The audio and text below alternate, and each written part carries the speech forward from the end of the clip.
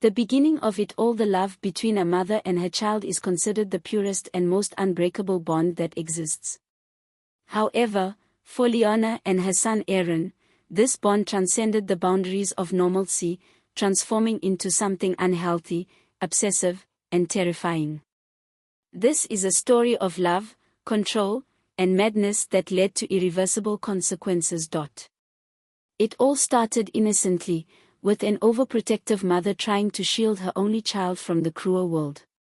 But when protection turns into imprisonment, the consequences can be devastating. Leona grew up in a cold, unloving home. Her mother, Evelyn, was a strict and distant woman who saw raising children as an obligation, not an act of love. Her father, Lionel, was a quiet man, submissive to his wife's will. Leona never knew what genuine affection was. Since she was a child, Leona promised herself that when she had a child, she would give them all the love she never received. Little did she know that love would become suffocating. When Leona met Victor, she thought she had finally found her perfect family. But the marriage didn't last long. Victor was a violent and manipulative man, and after years of abuse, Leona managed to escape. She was already pregnant with Aaron when she left his house for good. Aaron was born from a difficult birth, nearly fatal for Leona. The doctors even said she wouldn't survive, but fate had other plans. From that moment on, Leona believed she and Aaron were one, inseparable. She swore to protect her son from everything and everyone. Childhood. In the early years, Aaron didn't know what it was like to play with other children. Leona believed the world was too dangerous for him. She homeschooled him, didn't allow him to interact with strangers, and didn't let him visit other children. Aaron lived in a world surrounded only by his mother. When he turned 10, he asked to go to school, but Leona firmly rejected the idea. "I am all you need, my love. No one will love you like I do." And Aaron believed it. But as he grew, he began to feel something was off. Something inside him told him that their relationship wasn't normal. His mother took baths with him, slept with him, did everything with him as if he were a toy.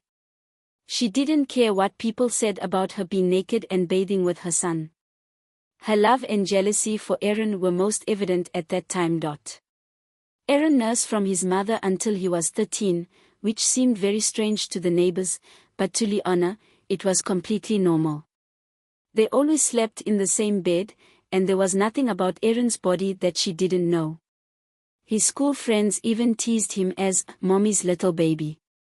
He didn't mind anymore, as it seemed normal to him. When Aaron turned 15, his personality began to change. He wanted to go out, meet people, and explore the world. But Leona saw this as a betrayal. Whenever he mentioned wanting to leave, she would cry and say she was sick, that she needed him. Fearing he might hurt his mother, Aaron distanced himself from everyone. But one day, at the local library, he met Clara, a kind and intelligent girl. They became friends, and soon, something more. It was Aaron's first love. When Leona found out, she was desperate. "I can't believe you do this to me, Aaron. I am your mother. She wants to take you away from me." He tried to argue, but nothing worked. Leona's love was too possessive to allow space for anyone else. Leona's jealousy grew to the point where she confronted Clara at school. "Stay away from my son, you little bitch. He's mine."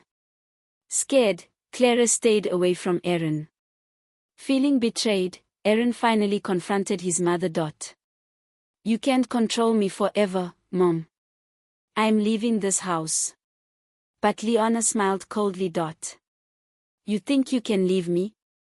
I'm the only one who's ever been here for you. Without me, you are nothing." Aaron knew his mother would never let him date, but he was becoming a man and was in love. He no longer wanted to sleep and bathe with his mother, he wanted to work and have his own wife. It was a feeling he couldn't control. It was so different from the feeling he had for his mother, and he wanted to follow through with this passion. His mother did everything to keep him from seeing Clara. She was so jealous that she decided to lock him in the house so he wouldn't go to school or out in public. His mother's jealousy had turned his life into a house arrest. He was very sad, stopped eating, and began losing the will to live. Leona's jealousy had completely crossed the line. However, Clara told him that if he gathered the courage and managed to escape, he could stay at her house hidden. She had already talked to her parents about everything, and her father had agreed that Aaron could live with them for a while. He had tried several times to leave, but something always stopped him: guilt, the fear of the consequences, the confusing love he still felt for the woman who had, in some way, raised him. But that night, it was different. Aaron made a decision.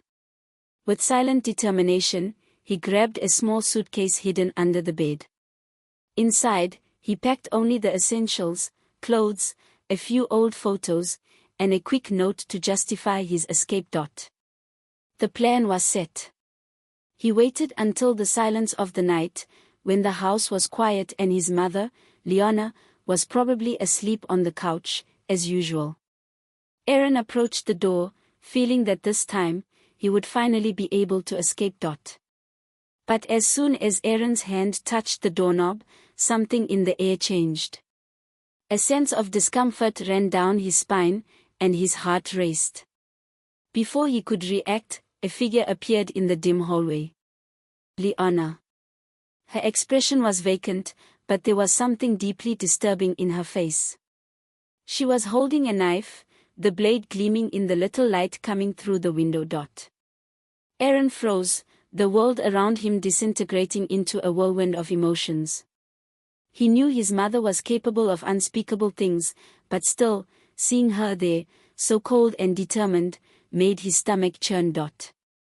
"If you leave, I'll kill myself," she said with a terrifying calm.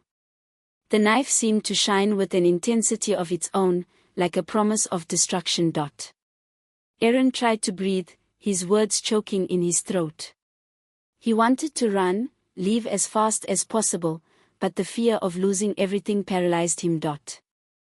"Don't do this, please," he pleaded, his voice trembling. Fear and anger mixed in his chest, but the love that still lingered was also part of the turmoil. Leona moved forward, her steps slow and calculated, as if she knew exactly how to move to control Aaron. She got closer, the knife still firm in her hand.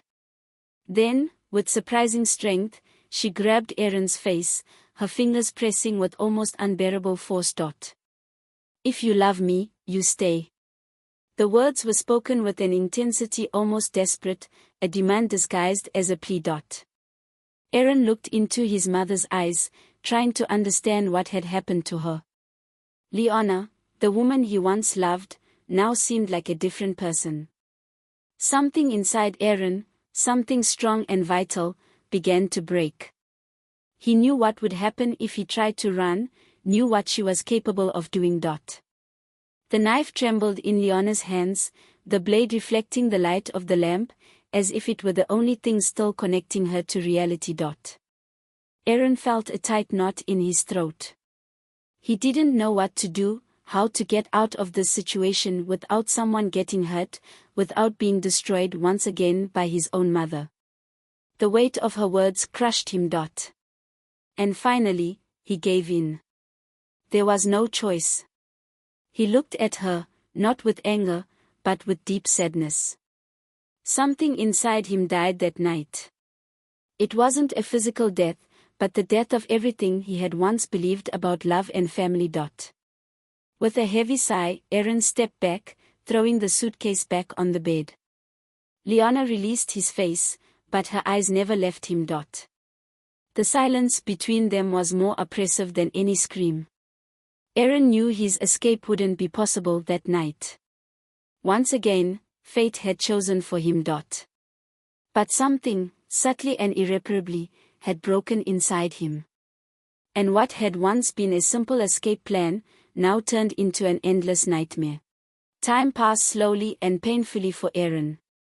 In the days that followed, he felt like a prisoner, but now, of his own kindness.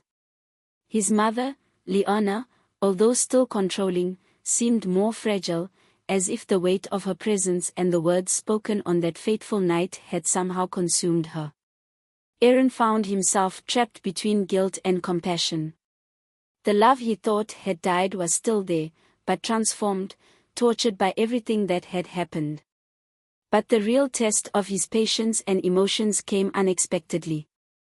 It was one morning when Aaron woke up to the sound of a violent cough coming from the other side of the house.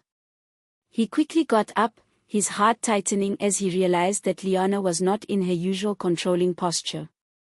When he entered her room, he found her pale, sweating, and struggling to breathe.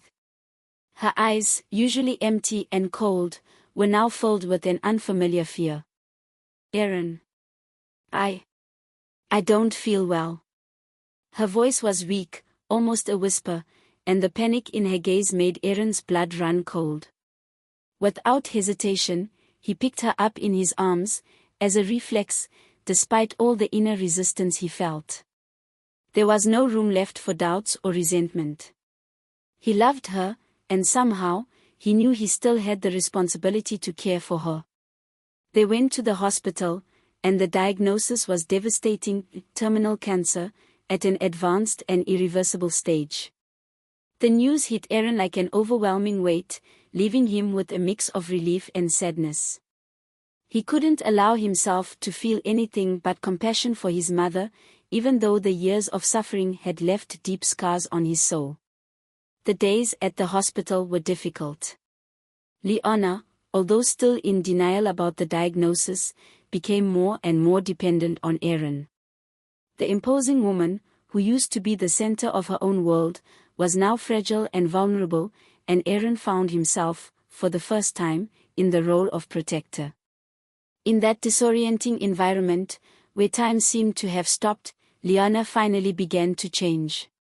Without the rigid control over everything and everyone, she opened up to the humanity she had always had but had repressed. Their conversations started to take on a new tone. She, who once made unbearable demands, began to apologize, to ask for forgiveness for everything she had caused. And then, on a cold afternoon, when the sunlight timidly filtered through the hospital window, Leona called Aaron to her bedside. "I was a terrible mother, wasn't I?" Leona said with deep sadness, her voice almost inaudible. She looked at her son with rare sincerity, tears flowing freely. I didn't know what to do with the love I felt for you. I trapped you because I didn't know what else to do, Aaron. I was so afraid of losing you. So jealous of what you could have, of everything you could be. And I was cruel to you. I'm sorry. Please forgive me. Aaron felt his throat tighten but tried not to cry. He had already forgiven his mother, more than she could have imagined. The pain of the past didn't disappear, but something in it was transforming. He sat beside her, took her hand, and, for the first time in years, spoke in a gentle and sincere tone. I know, Mom. I know it was hard for you too. You made me believe in so many things, things I now see weren't right, but also, I understand. I love you, despite everything. Leona looked at him with a look of gratitude, a weak smile forming on her lips, even though the pain was evident. She squeezed Aaron's hand, and in that simple gesture, he felt the weight of all the years of suffering being released, slowly. And then, as time slipped through their fingers, she made a request that Aaron never imagined he would hear. I know I can change what I did. I can't go back. But, please, do one thing for me. When I'm gone, be happy. She looked at him with a rare softness, a gleam of regret in her eyes. Be happy, Aaron. I saw how you love her. The girl you like.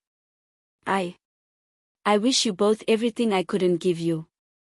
Aaron remained silent, his emotions overflowing. He knew who she was talking about, the girl he was beginning to see as his future, but the weight of those words, his mother's last request, was something he never imagined hearing. He kissed her forehead, holding her hand more tightly. I will, Mom. I will try. I will make you proud of me. The words sounded like a promise, something he knew deep down he had to fulfill. But deep inside, he also knew that he needed to free himself from the cycle they had lived. His life was just beginning, and now he had the chance to live for himself. Leona closed her eyes, finally at peace. And as she passed away silently in the middle of the night, Aaron knew that, somehow, she had finally found her peace too.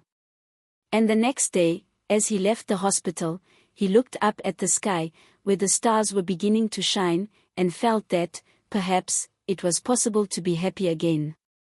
Not just for himself, but for everything his mother had finally been able to say, and for everything he still had the chance to build. He was no longer trapped. And, for the first time, he felt he could breathe. He managed to live the love with Clara, they got married and had children. He missed how his mother pampered him when he was little, but he got traumatized by just one feeling, jealousy.